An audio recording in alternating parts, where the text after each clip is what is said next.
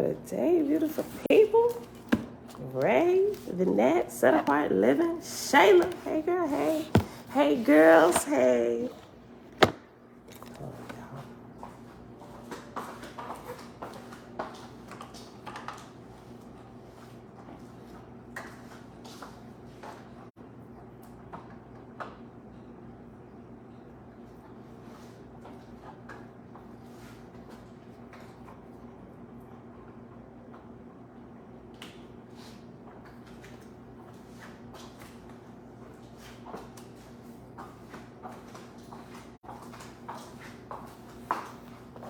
Okay, y'all.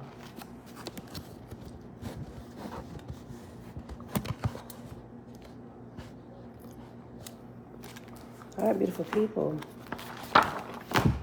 Happy Wednesday. It is August the 10th, 2022, day 182 of year 4 of reading through the books of the Law and the Prophets, and of the 4-year consecutive day count, we are at day 1200. Day 1200. And that is consecutive days being here with the exception of taking the Sabbaths off. And we're picking up on page 437. Y'all, we halfway through this book. Tabitha, hey girl, hey. We halfway through this. I was looking at it yesterday. I'm like, I was going through because you probably noticed I'm making little thumbnails for each video. And I was like, let me count how many thumbnails. I'm glad I put it in a playlist because the playlist total up all the videos. I made an Oahspe playlist. And I can't believe when I looked at it, it's like 105 videos. We've done 105 videos so far on Oahspe. We've been doing this going on almost 4 months now reading this. It don't even seem like it's been 4 months reading this. We're halfway through it. It's 875 pages. We're on page 437. It's amazing.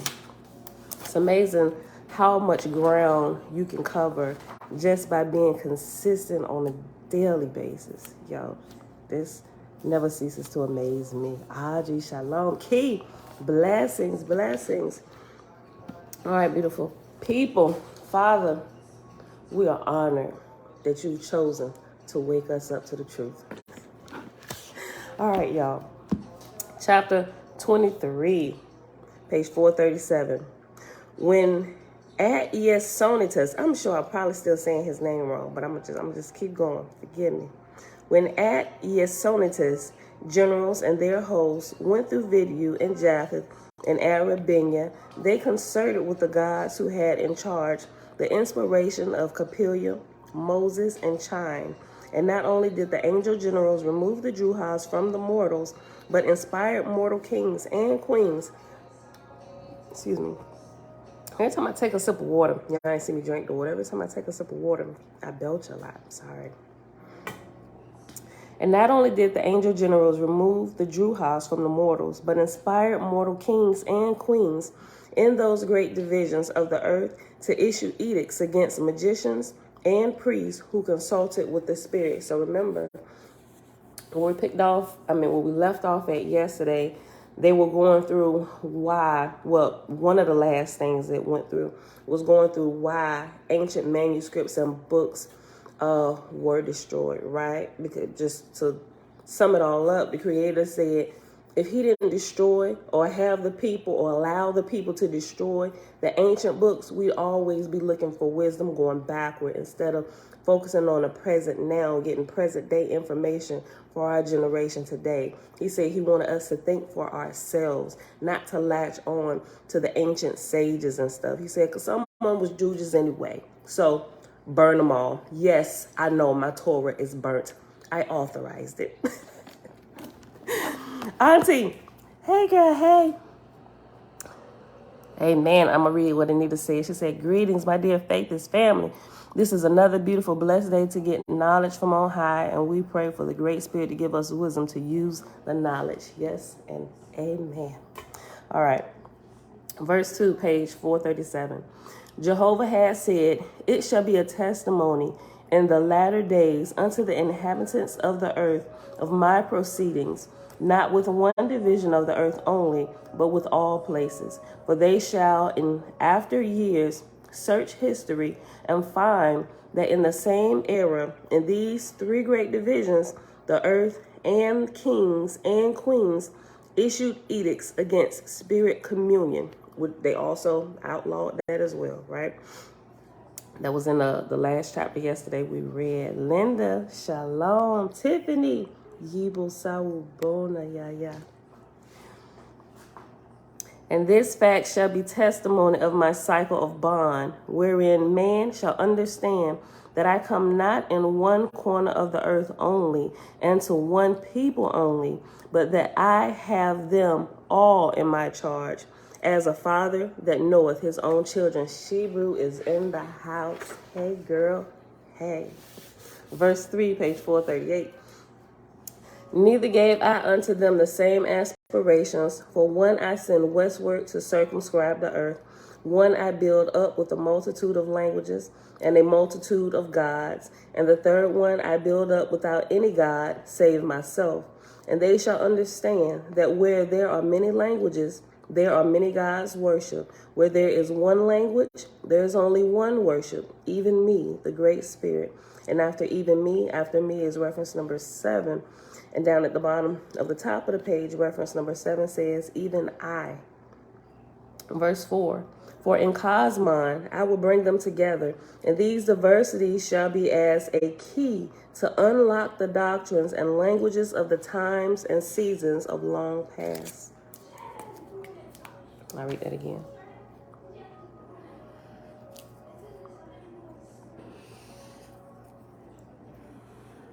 For in Cosmon I will bring them together, and these diversities shall be as a key to unlock the doctrines and the languages and of times and seasons long past. Man living away from other men becometh conceited in himself, deploring the darkness of others, and great nations become conceited of themselves and their doctrines. Each one of the great peoples saying, behold yonder barbarians. I was the chosen in his especial care. Those others are only heathens and have not been worthy of the great spirit's concern. But in this day I plant the seed of my testimony, which shall come up and blossom and bear fruit in 3,000 years. At Yesonitis and his generals, with their millions of angel hosts, cleared off the Druhas of the earth and the angels of darkness. They extended east and west and north and south around all the earth and all the divisions thereof, into every nook and corner. Day and night at Yesonitis and his armies labored, ceased not nor rested, but in good method went right on, filling all the lowest places of heaven with their transport boats of fire. And the boats sped hither and yonder without ceasing, loading in their ascent with the screaming, frightened Druhas, all under guard and duly preserved against accident or harm by the wise angels over them. Some Druhas were easily captured and carried away, some weak, helpless, and harmless, but hundreds of millions of them mad and most desperate, some evil, fearful in desperate oaths, and foul talk, and dangerous withal. Have a great day at work, Linda. Levine, blessings. Set apart living, grand rising. Verse 9. Day and night at Yesonitis and his armies labored, ceased not nor rested, but in good method went right on, filling all the lowest places of heaven with their transport boats of fire. And the boats sped hither and yonder without ceasing, loaded in their ascent with screaming, frightened Druhas, all under guard and duly preserved against accident or harm by the wise angels over them. Some Druhas were easily captured and carried away, some weak, helpless, and harmless, but hundreds of millions of them mad and most desperate, some evil, fearful in desperate oaths, and foul talk, and dangerous withal. But others were most pitiful in their love to linger with their mortal kindred, mothers whose children dwell on the earth, and children's spirits whose mothers dwell on the earth, to separate them and carry away such Druhas was the most heart-rending task, requiring God-like souls to accomplish it. Oh.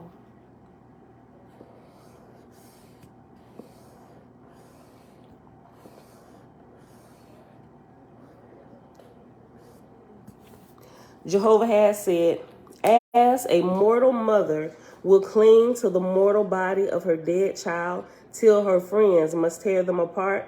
Oh, Lord, have mercy. I hope this is about to make me cry already. I'm already having a morning.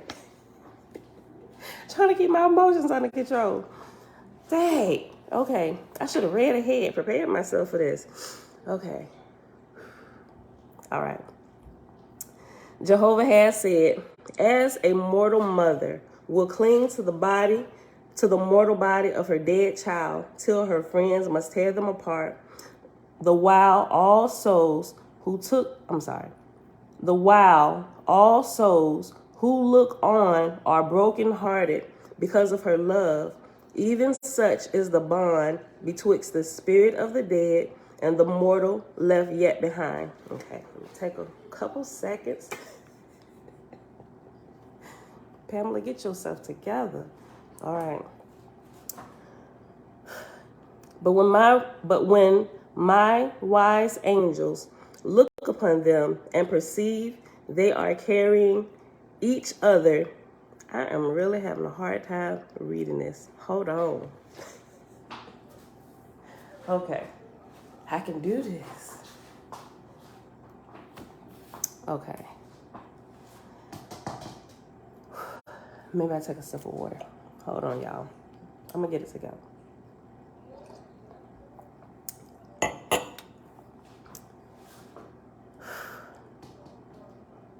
But when my wise angels look upon them and perceive they are carrying each other down in darkness, then shall they be torn asunder, and the spirit shall be taken away and provided for ultimate resurrection, and only permitted to visit the mortal kin under due guardianship. On the battlefields of the earth were hundreds of millions of spirits in chaos, still fighting imaginary battles, not knowing their bodies were dead, knowing naught but to curse and fight, roving over the battlefields, and would not away, save by capture and being carried off. Thus did Atyasonitus and his mighty host clear the earth. But of their great labors and wonderful adventures, 1,000 books might be written, and thousands of heroes singled out, whose great achievements overwhelm one's belief because of the manifested love and power. And yet not much less were the labors and adventures of Oahspe and Heart-Rending and her 6 heavenly places, where his Ethereal host labored unceasingly, preparing places and keepers and nurses and physicians and teachers for the delivered Druhas, the thousands of millions. Jehovah said unto Oahspe, thou shalt assort the Druhas, the peaceful to themselves, the dumb to themselves, the mad, the chaotic, and all other of my afflicted ones, providing sections and places for them, and teachers and nurses and physicians, for they shall be delivered out of darkness also. Yea, every one of them shall become as a star of glory in heaven. And Oahspe and his gods developed the 6 heavens of Oahspe. Keep messing the same word up. Oahspe. Established places for the tens of millions of Druhas, and provided order and discipline and altars of worship and schools and colleges and factories and and all things whatsoever required in a primary heaven. Oh, that was a hard chapter for me to get through, y'all. It really was. Okay, chapter 24. Jehovah spake to Lika, saying, behold, the end of dawn draweth near. Go thou once more around the earth and her heavens, and examine into the labor of thy gods. And thou shalt take with thee thy rapine host, and a sufficient number of heralds and attendants, and such musicians and messengers as thou desirest. And when thou art come to Yatanti, my subjective heaven, thou shalt halt a while with Capros, and reestablish it in greater holiness and efficiency. For this is mine only subjective heaven in the regions of the red star. Tiffany, I just saw your comment. Shebrew, I know, girl. Look. And when thou art come to Yatanti, my subjective heaven, thou shalt halt a while with Caperos, and reestablish it in greater holiness and efficiency. For this is mine only subjective heaven in the regions of the red star. Behold, the spirits of those that die in infancy call out to me, saying, Tell us, O thou Creator, how is it with the earth? How is it with mortals who dwell on the earth? What do they toil at? Have they schools and hospitals and factories like unto ours? Like unto ours? Have mortals mishaps and trials? And have they roadways and oceans of water on the hard earth? How can these things be, O Jehovah? What is it that mortals cannot go down into the earth and into the bottoms of their oceans, even as we do in the heavens? How didst thou create us alive in the earth? What was the place like? Why do mortals carry around with them such earth houses? Earth houses, that's got to be in the title today. And after earth houses, it says bodies. Why do mortals carry around with them such earth houses, bodies? Cannot they go in them and out of them at pleasure? What do mortals mean, O Jehovah, by mortal life and mortal death? Doth the clay and stone and water they dwell in, the earth body, have life and death? What do they mean by, this is mine and that is thine? Shall everyone retain his own glory? Okay. Check on the what? Okay. What do mortals mean, O Jehovah, by mortal life and mortal death? Doth the clay and stone and water they dwell in, the earth body, have life and death? What do they mean by, this is mine and that is thine? Shall everyone retain his own body? How do the earth bodies grow? Do they eat clay and stone and water? Where do they get their blood? And do they eat hair that they may have hair? And do they eat hair that they may have earth hair? Why is it that they bring up not their bodies with them when they are dead? Wear they clothes over the spirit body only, or over the earth body also? These are really good questions. The spirits who died in infancy are asking these questions. Great are thy works, O Jehovah. Take me to Yatanti, thy great subjective heaven. We would learn by figures and pantomime the illustrations of the earth.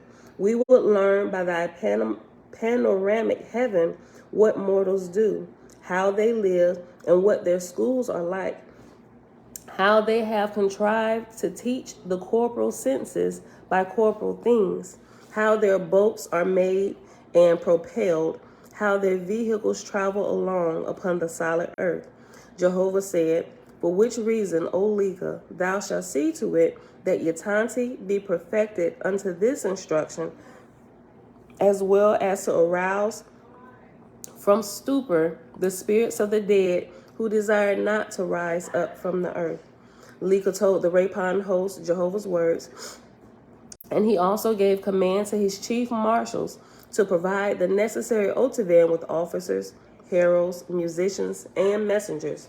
Accordingly, as soon as all things were in readiness, Lika committed the throne of Jehovah in Theovrakistan to his vice goddess, and Lika and the Rapons with their attendant hosts departed on their journey.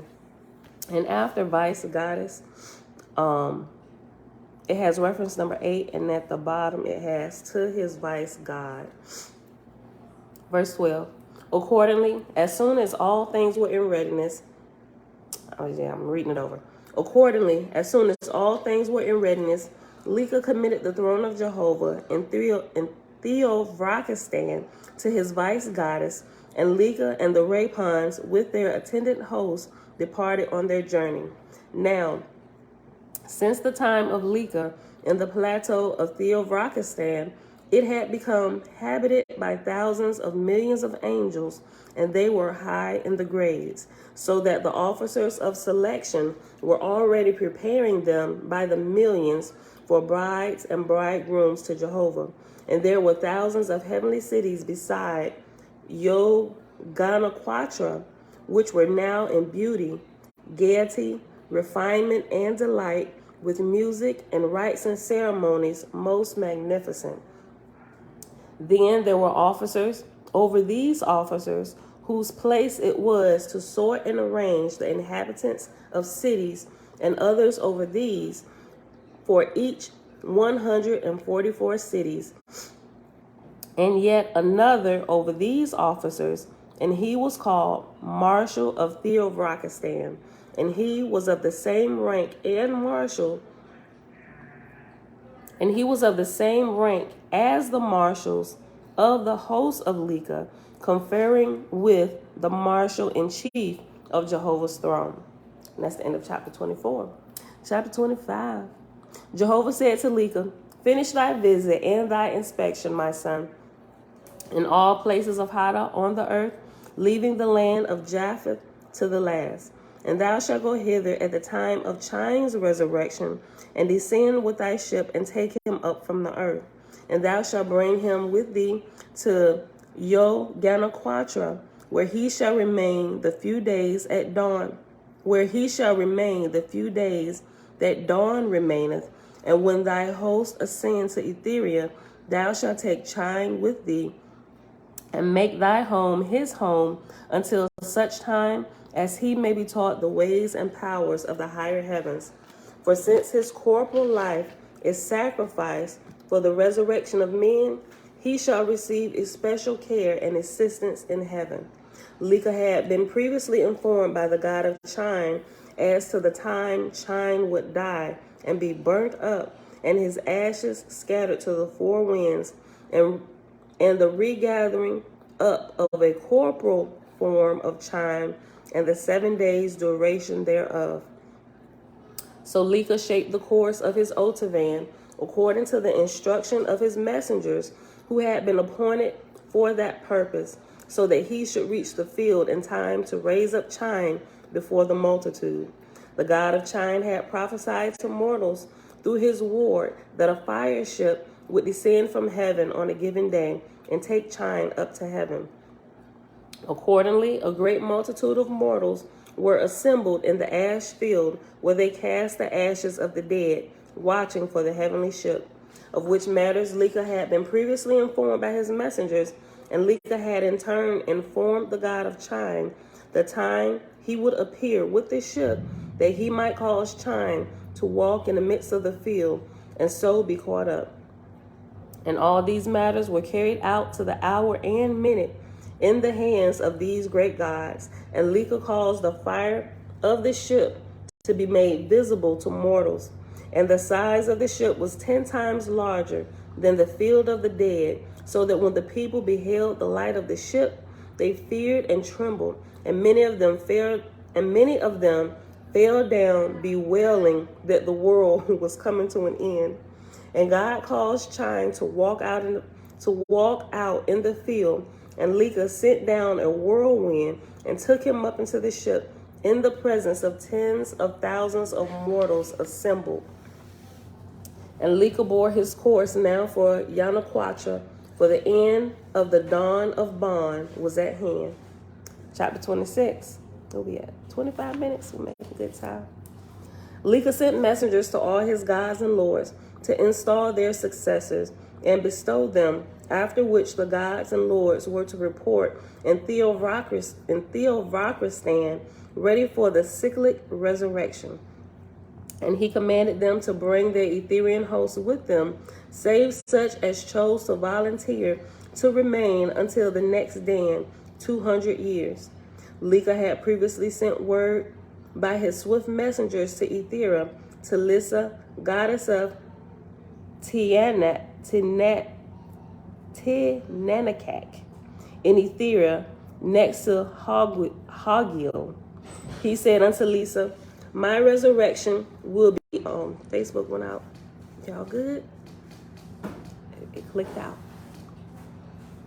Okay.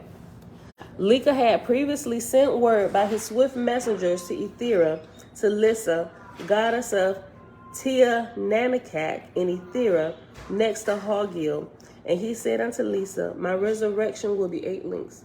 Need 6. I call it. Let me go land first. Okay. Lisa sent word back to Lika. I'm sorry. Nope. I gotta go back to the beginning of verse 2. Okay. Lika had previously sent word by his swift messengers to Ethera, to Lisa, goddess of Tianakak. It's like my 4th time saying this word. Tianakak in Ethera, next to Hogil.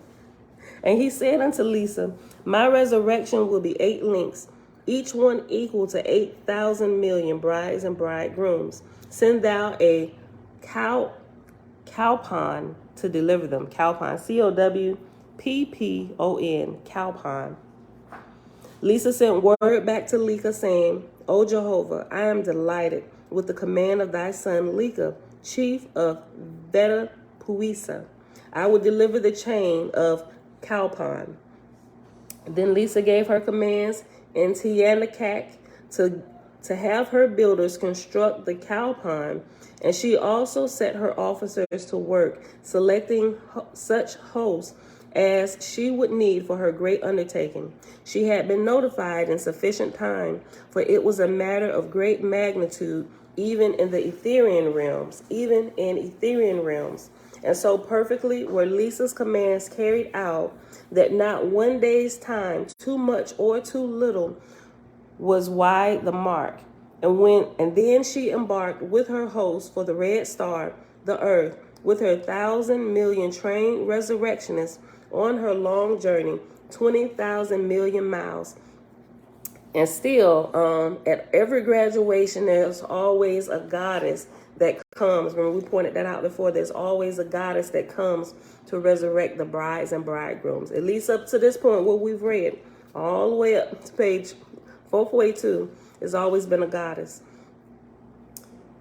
And so perfectly were Lisa's commands carried out that not one day's time, too much or too little, was wide the mark. And then she embarked with her host for the red star, the earth, with her 1,000 million trained resurrectionists on her long journey, 20,000 million miles.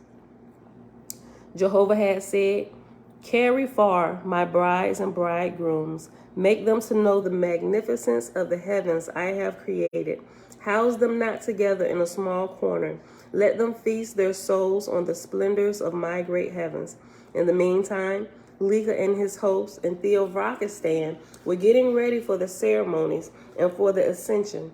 The gods with their hosts were now coming in from every quarter of the lower heavens, bringing in their harvest and quartering them in the places allotted by the marshals. Most conspicuous and beloved of all was Ahura. Next to him were the 5 true gods, Enan, Enjek, Enlay, Enneol, and Enyith, with their heavenly hosts restored to them. For it was through these 5 gods that the 3 mortals, Capelia, Moses, and Chime, had delivered the faiths of Vidu, Japheth, and Arabinia. These 5 gods had in 5 years changed the mortal dominions and laws of Vidu and Japheth, and sent 4 million faiths on a westward journey round the earth, and have firmly established the all one in the 4 great divisions of the earth, and had delivered from bondage all the faiths on the face of the earth. Bronze Yogi, shalom, Miss Amazing Wonder, shalom, Yahweh, shalom, shalom. Verse 10, page 443.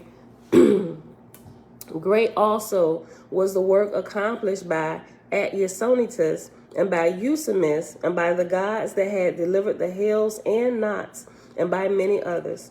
So good and great were the works of them all, that a history of any one of them in 5 years' labor would make a book that a man could not read in a lifetime. Wow. And they had left successors to carry out what they had founded, so that all the lower heavens were in order, system and discipline, such as not had been for 2,000 years. The Druhas of the earth were removed away from mortals. The battlefields of the earth were clear of the chaotic spirits slain in wars, so that the whole earth and her heavens were delivered into a new condition in the way and form of Jehovah's light. And this was the ark of deliverance and bond. Then descended Lisa with her chain of cowpon, with her ships of fire stretched wide as the earth, and the host of Theovrakistan, the brides and bridegrooms, 64,000 million sons and daughters of Jehovah, stood waiting, watching, nervous, but filled with inexpressible delight. And they saw the cowpon coming, knew the mission of the mighty goddess Lisa, daughter of Jehovah, arrayed in spotless white. The 64,000 million stood, shuddered at the etheric current, the whirlwind of the higher heavens, stood the exalted affianced of great Jehovah. Nearer and nearer came the mighty sea of Etherian fire, and nearer till it landed at the plateau of Theovrakistan. Then came forth Lisa, saluting and being answered by great Lika, Jehovah's son, proceeded before Jehovah's throne. Then Lisa demanded in the usual form why she had been summoned in Jehovah's name. Lika also answered in the usual form to bestow Jehovah's affianced sons and daughters. After this, each of the 5 gods of the earth took their host and bequeathed them to Jehovah through Lisa, his daughter. But so great and grand were the ceremonies that mortal words cannot describe them. And as for the awe and magnificence, together with the music, could they be described to mortals? Could they be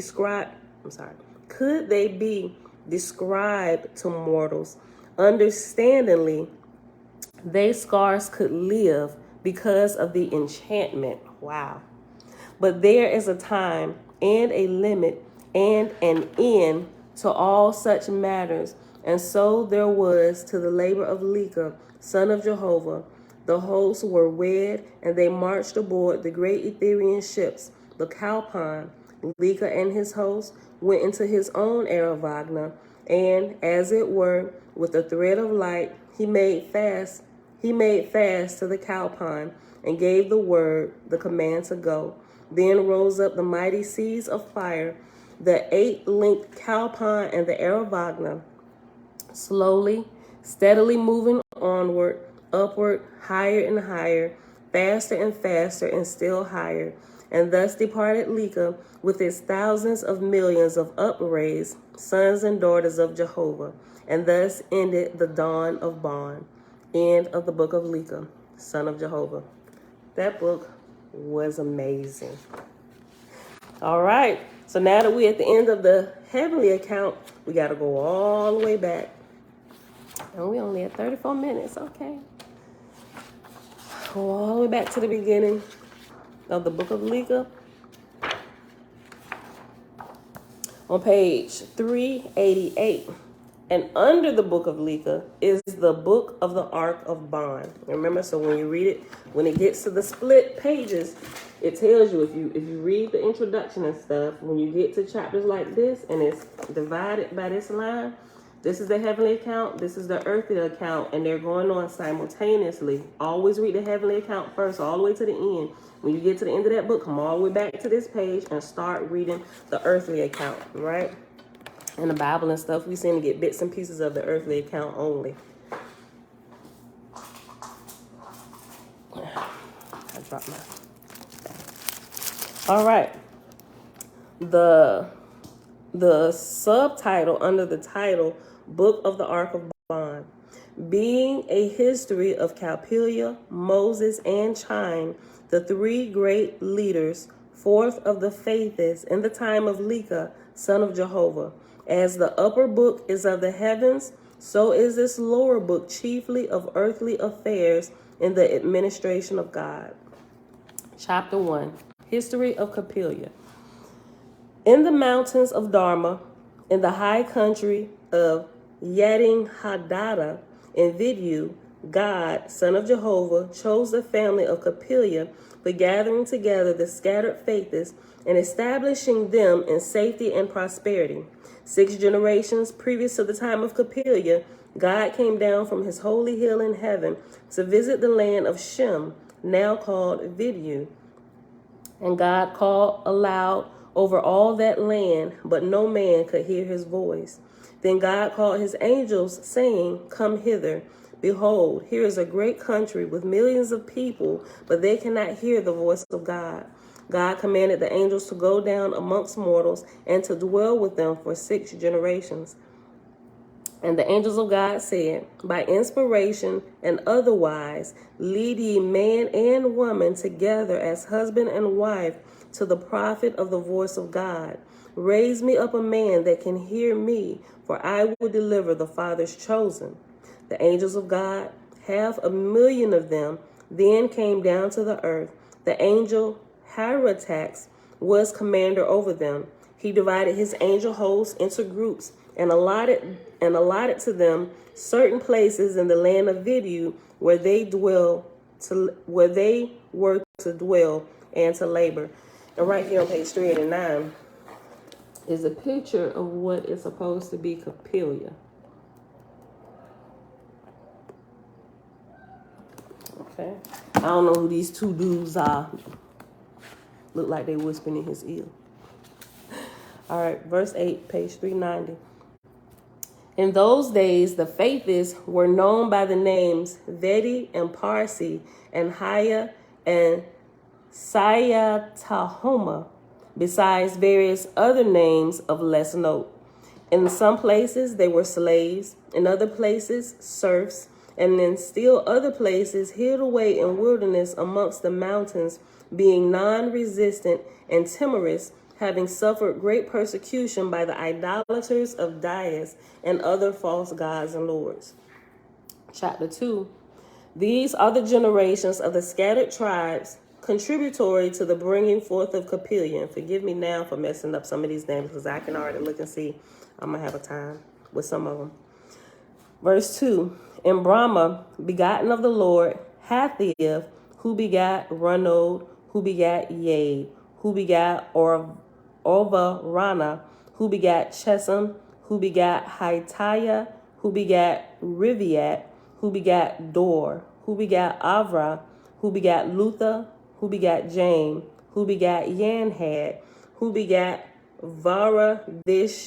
Disha, who begat Hayomya, who begat Wacha, who begat Sarata, who begat Hirivista, who begat Samatrav, who begat Gatanat, who begat Thurin, who begat Vrisaga, who begat He-Sim-Wachi, who begat Ratha, who begat Yas Shorvat, who begat Capelia.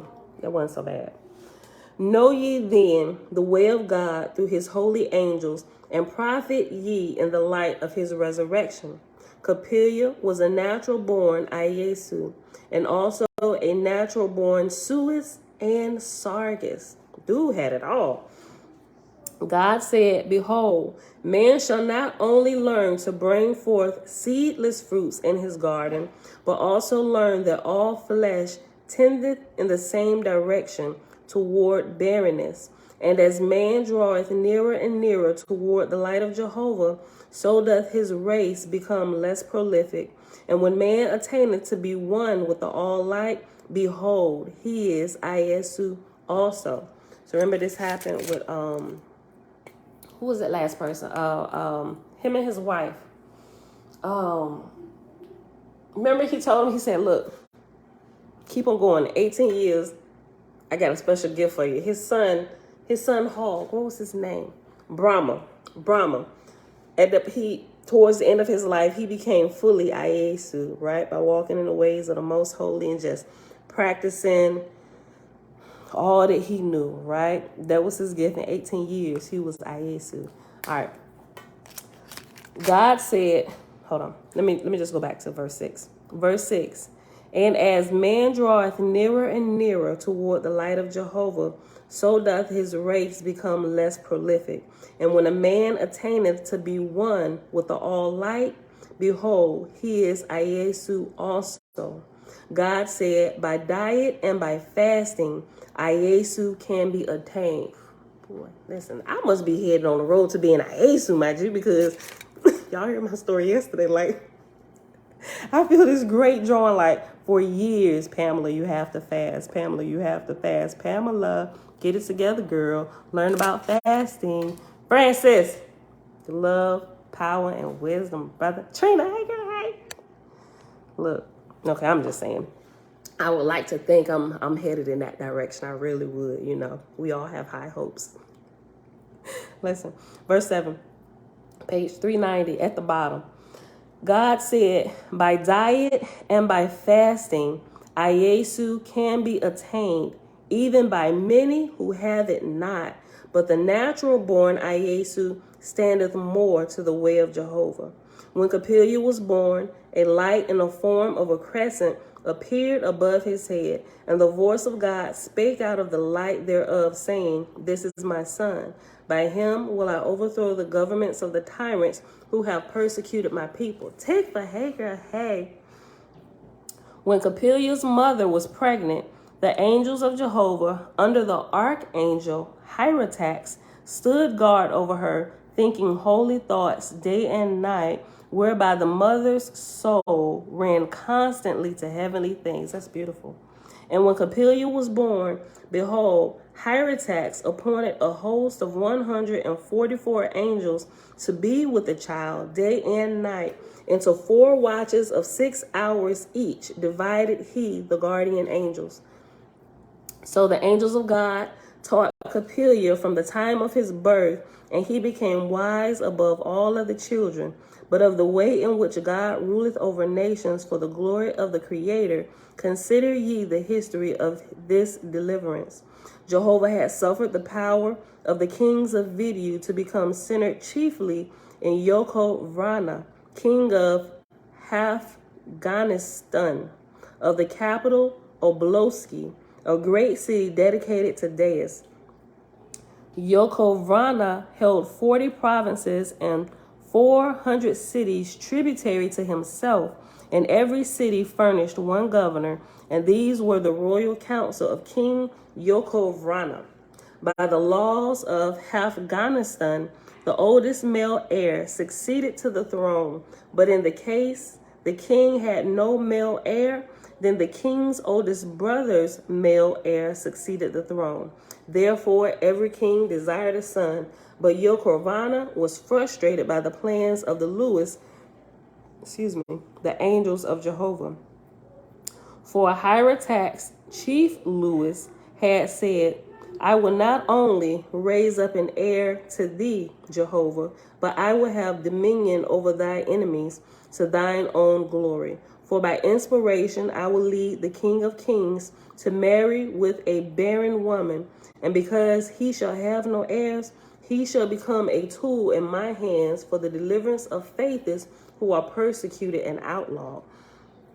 And in those days, whoso was of the seed of the worshippers of the Great Spirit, Ormaz, was outlawed in receiving instruction, so that the chosen, the faithists, were held in ignorance, lest a man of learning might raise up amongst them and deliver them.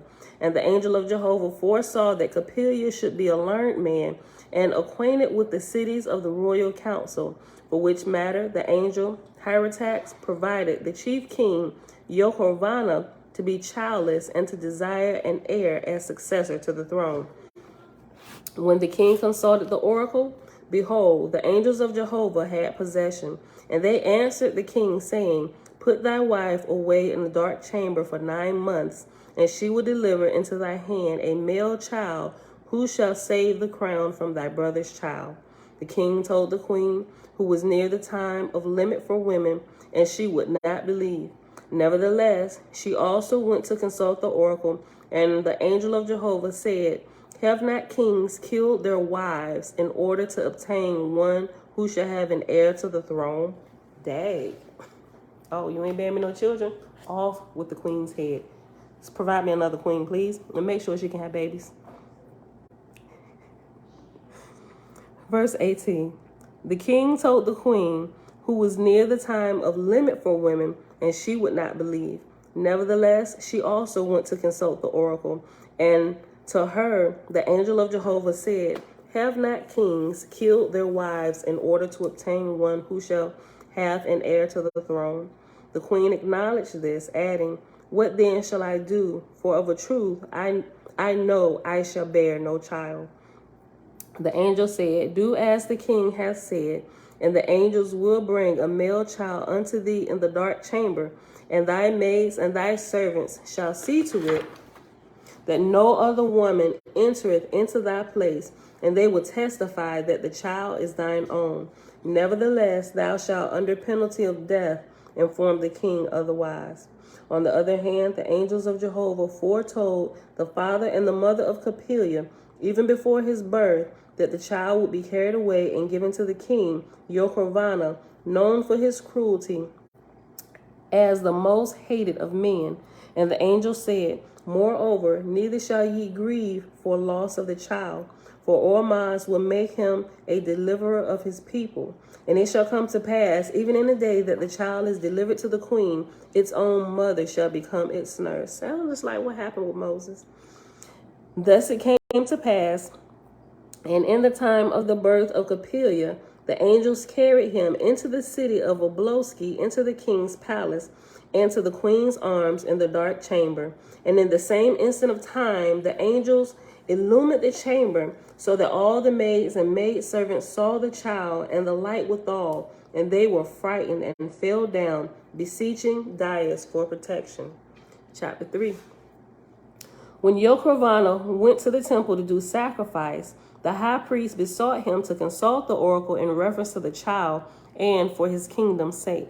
And he so consulted the oracle, and the angels of Oahspe said unto him, O king, thou before whom all people fear, hear thou the angels of heaven and be wise, for thy kingdom's sake and for Capelia.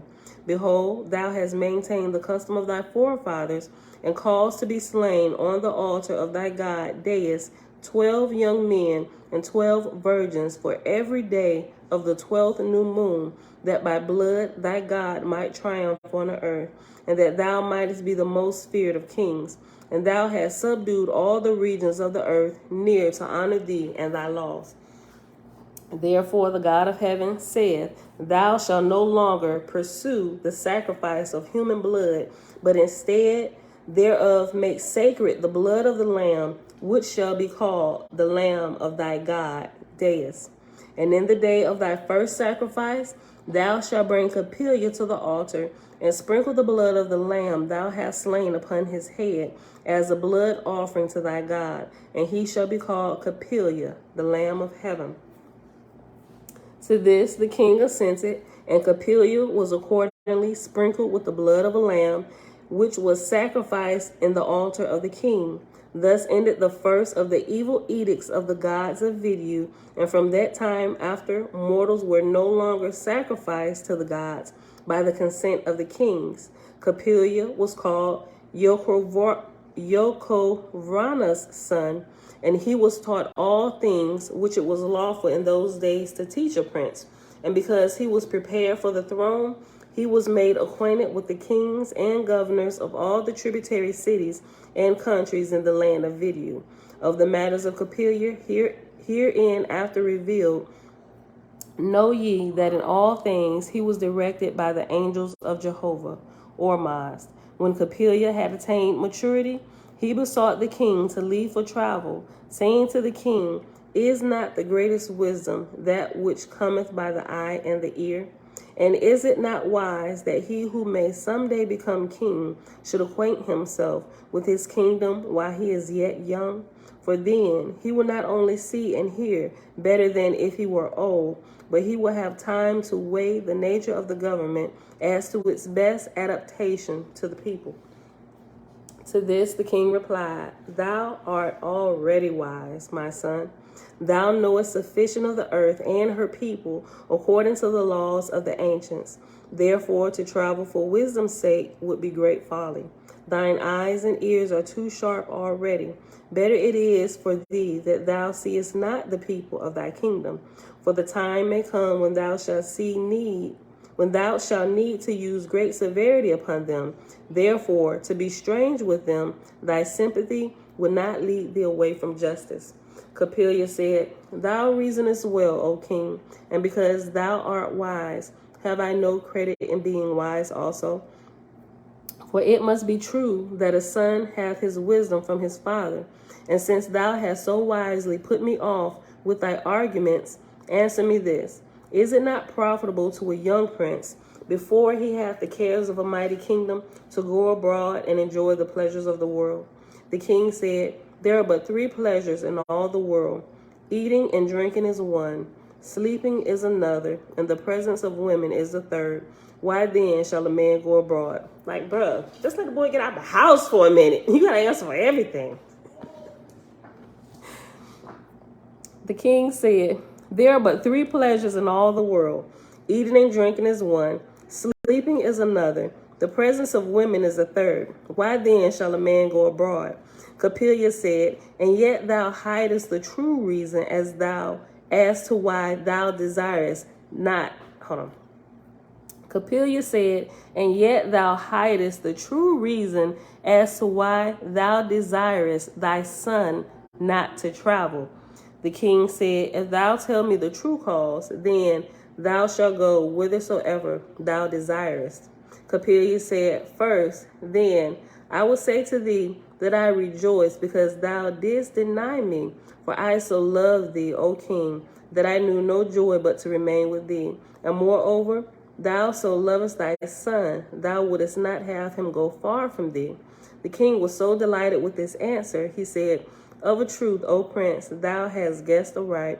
And if thou find it in thy heart to leave me for a season of travel, then will I indeed bear with thy loss until thou returnest.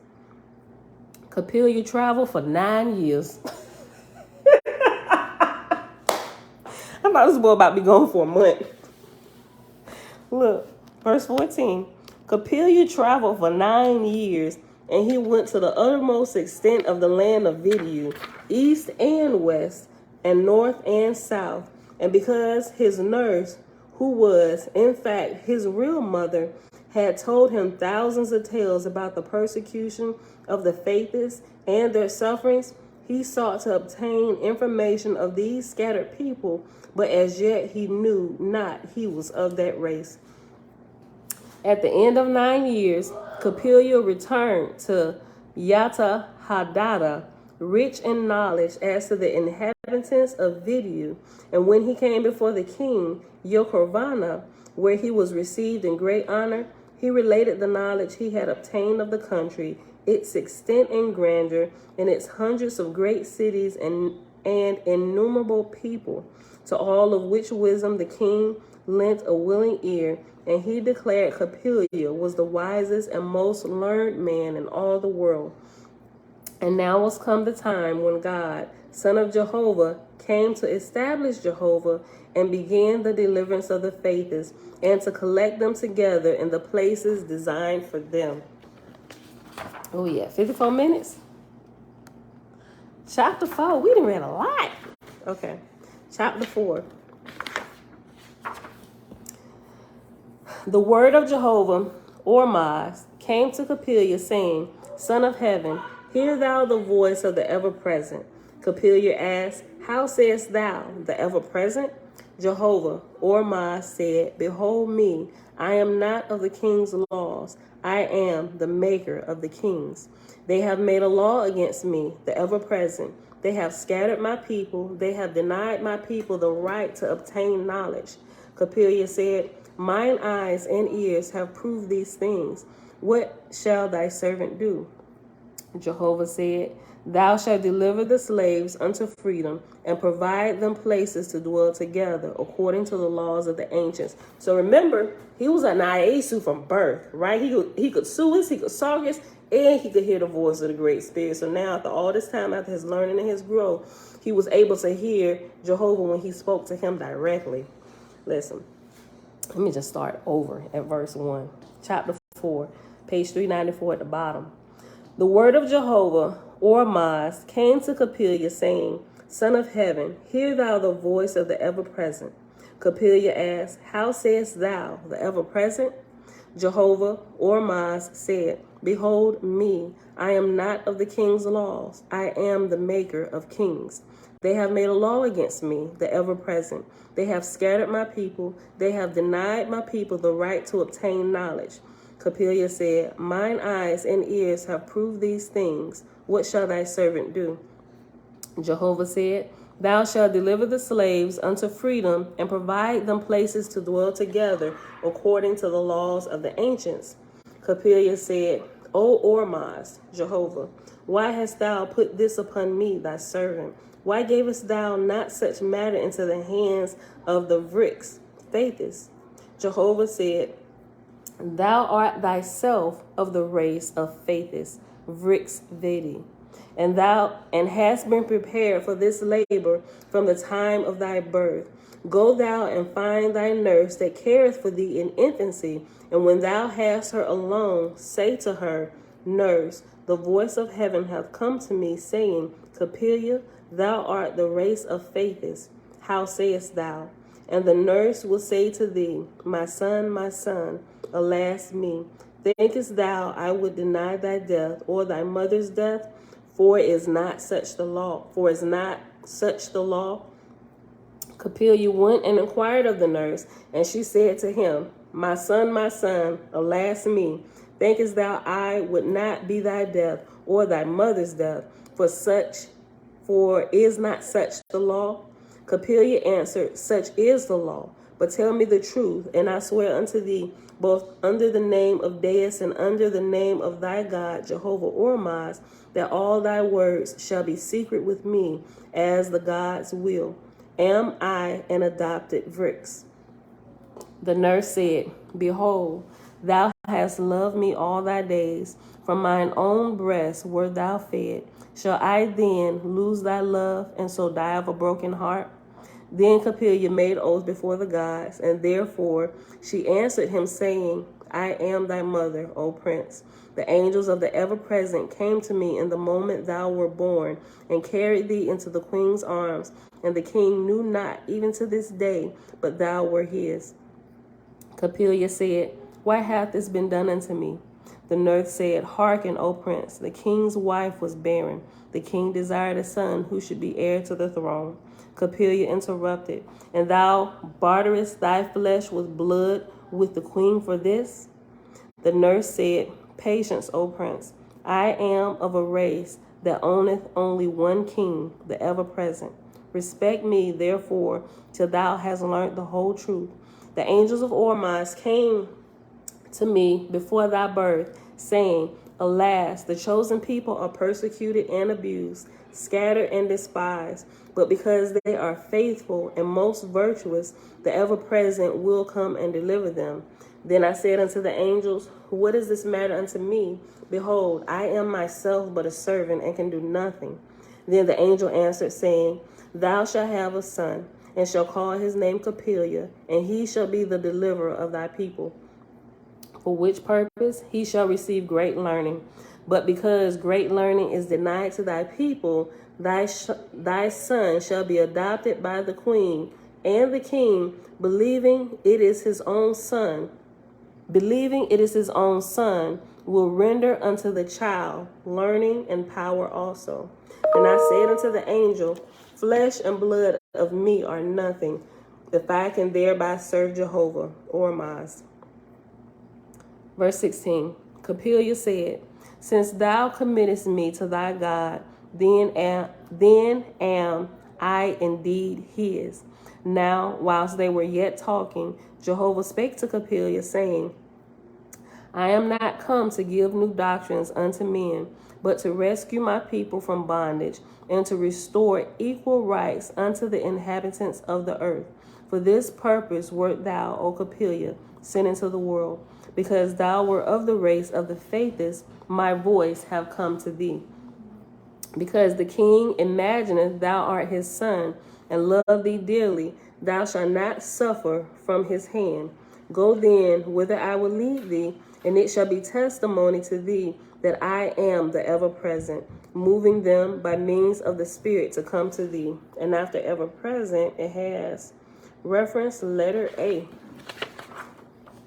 So let's find that.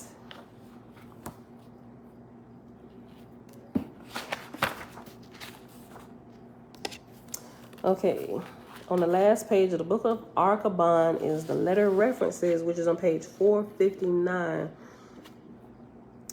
A says, it will be seen in the book of Lika that these angels were commissioned to speak in the name of the ever-present.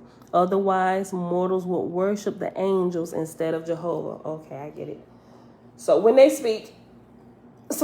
speak to you, clearly, they speak as if they are Jehovah, but they're not. They're just relaying the message. Kind of like, well, those in the military will understand. Say if there are orders that come down from the captain, your division chief or sergeant or whatever branch you're in, whatever your superior's title is, they will speak as if it's their very own command. Even if it comes from the captain, they ain't gonna be like, listen, y'all, the captain said no. They're gonna be like, listen, this is what we need to do, right? They're gonna speak it just like they have full authority to speak. So when they speak, the angels did the same thing, but when they spoke as if they were the voice of Jehovah. So when mortals would respond, they would constantly keep their eyes on Jehovah and not the angels speaking for Jehovah, right? Okay. It will be seen in the book of Lika that these angels were commissioned to speak in the name of the ever-present. Otherwise, mortals would worship the angel instead of Jehovah. 1882 edition. Okay, so let's go back. Verse 18 on page 395.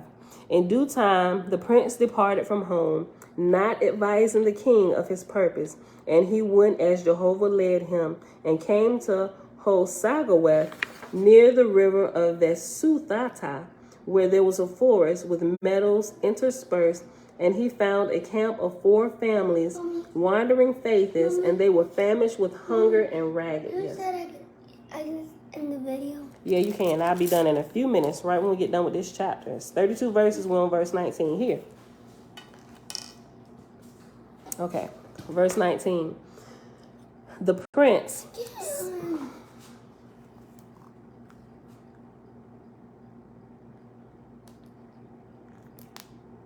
There. Verse 19.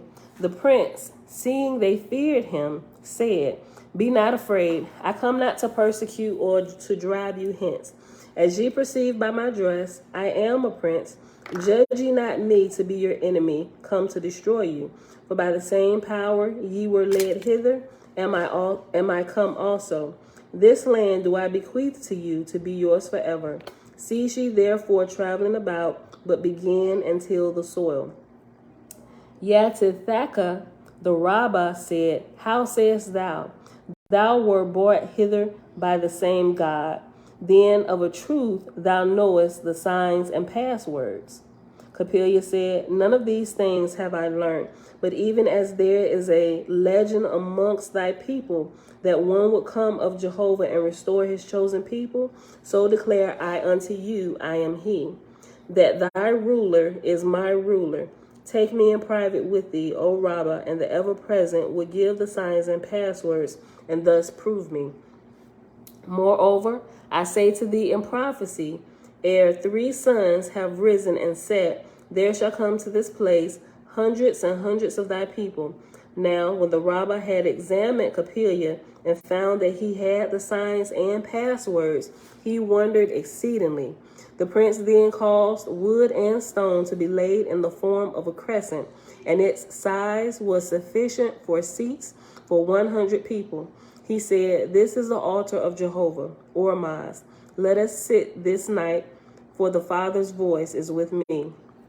During the day, many more came, so by night there were 100 men, women, and children, and the prince commanded them to sit about the altar of Jehovah.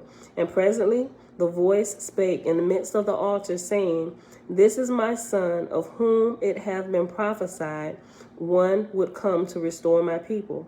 Behold, I am the ever-present, and not in the figure or image of a man, but I am the all space and place, doing my will through my angels and through the souls of men. Be ye steadfast in righteous works, and love toward one another, and most just to a fraction with all other peoples. With you will I establish myself, even as in the ancient days with your forefathers.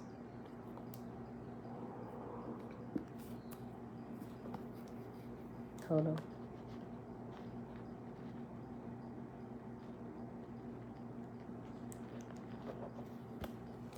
Verse 24. Capella then appointed the oldest rabbi as chief of the altar, and this was the first established family community since many 100 years. Start over. Verse 24. Capella then appointed the oldest rabbi as chief of the altar, and this was the first established family community since many 100 years that was assured by a prince that they should not be driven off. On the next day, the prince took the people a little way off, about an hour's walk, and he said, Build ye here another altar, for yet ere night comes, there shall come others even here. Let the ever-present have an altar provided unto them. Accordingly, the people fell into faith and built another altar. And when it was finished, the sun gone down, there came many wanderers, faithless, to the place. Capella said unto them, Come ye to the altar of Oahspe, for he desireth sacrifice. After sacrifice is worship of all whom he blessed. And they went in and sang and prayed, giving thanks to Jehovah, giving thanks to God. Jehovah said, Suffer him I have sent unto you to build 3 more altars at like distances apart, for I will bring my people together for 3 places of sacrifice. On the next day, there came many more wanderers who had escaped from the province of Anasaim, where a war was being carried on against raiders from Tibet, the high mountain region. And Capella built altars for them also, and to them he also appointed rabbis and chief rabbis. Now, behold, they were without food, and many had been famished for many days. Capella, perceiving that some of the people were suspicious of him, said unto him, Who hath faith in me of Jehovah? Let him stand with me this night, for the Father will manifest unto us. Not more than 40 came to the place designated, for they feared Capella was an impostor, and they were assembled. When they were assembled, Capella tried them and found of a truth that they had faith. And he said unto them, Stand in a circle and join hands, and I will stand in the midst. Yet I know not what the Great Spirit will do for us. And when they were thus standing, Jehovah sent a cold wind, and there came down from heaven an abundance of a pamela, sufficient to feed the whole of the people for many days. Neither knew any man of what a pamela was made, but it was savory and nutritious. Sort of kind of like what we read about they got in the Old Testament, right? Manna. This Ahoma, Ahoma. And when they were thus standing, Jehovah sent a cold wind, and there came down from heaven an abundance of a pamela, sufficient to feed the whole of the people for many days. Neither knew any man of what a pamela was made, but it was savory and nutritious. And the people came and ate, and also gathered up the pamela and carried it home. Capella said unto them, Because Oahspe hath done this, go ye into the altars and return thanks unto him. And the people did as commanded, And from this time forth, not one of them lacked faith in Capella. And thereupon he said unto them, this place shall be called Maxsabi, for it is the first colony, Tarak Atu, in all the world, where the Father hath fed his people with his own hand. So the place was called Maxsabi, which in Vedic would be Sutta Siti, I speak with food. And this is where we will pause at today, at the end of chapter 4 on page 397. Hold on. I got to do 2 sets of page numbers today. Hold on. 437 to 444. And then we started back here in the book of Ark of Bond on page 388. All right, beautiful people, that is the reading for today. It was really good.